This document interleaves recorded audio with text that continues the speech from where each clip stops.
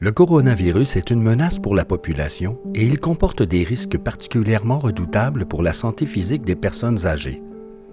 Mais le confinement qui se prolonge a également un impact majeur sur la santé mentale des aînés en CHSLD ou en résidence.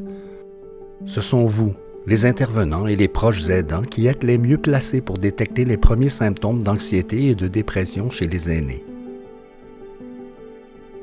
Les désordres alimentaires et les problèmes d'hygiène sont les premiers indices qui tendent à pointer vers un état de dépérissement de la santé mentale. Il arrivera par exemple que la personne dépressive mange peu ou trop. Il se peut qu'elle ait tendance à se nourrir avec des aliments inadéquats ou qu'elle engraisse anormalement. Il faut également porter une attention particulière à l'hygiène corporelle, odeurs incommodantes ou haleine nauséabonde.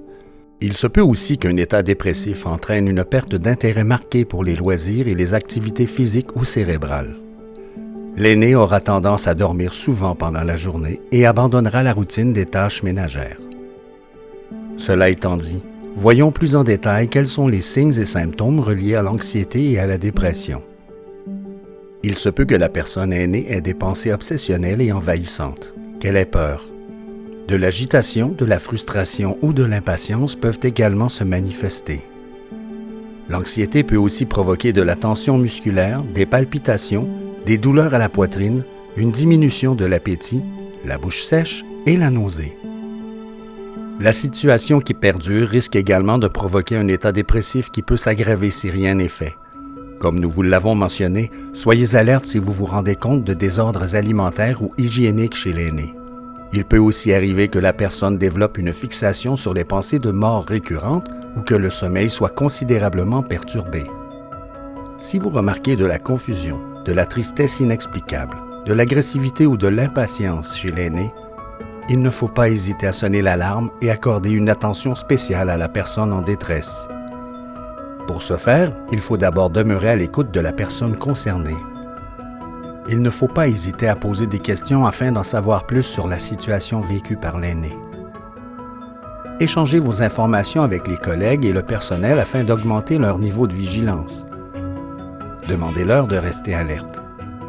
Il est ensuite important de transmettre vos observations à une personne ressource du milieu, infirmière, responsable des loisirs, intervenant spirituel, travailleuse sociale, psychologue ou médecin, afin que quelqu'un puisse rencontrer la personne en détresse. Si de telles ressources ne sont pas disponibles sur place, faites appel au CIUSSS, au CLSC ou aux organisations en place en cette période de pandémie. En attendant une intervention, vous pouvez prendre les choses en main en proposant des activités de jumelage téléphonique entre aînés ou en aidant la personne âgée à organiser des appels vidéoconférences avec ses proches. En cas de problème d'ordre alimentaire, encouragez les membres de la famille à apporter des plats faits maison. Si la personne aînée s'ennuie, aidez-la à organiser des activités à faire dans son appartement. En tant qu'intervenant directement impliqué auprès des aînés, vous faites une très grande différence. Votre vigilance, votre bienveillance et votre créativité permettent aux aînés de conserver leur santé physique, mais également leur santé mentale. Merci à toutes et tous pour votre travail exceptionnel.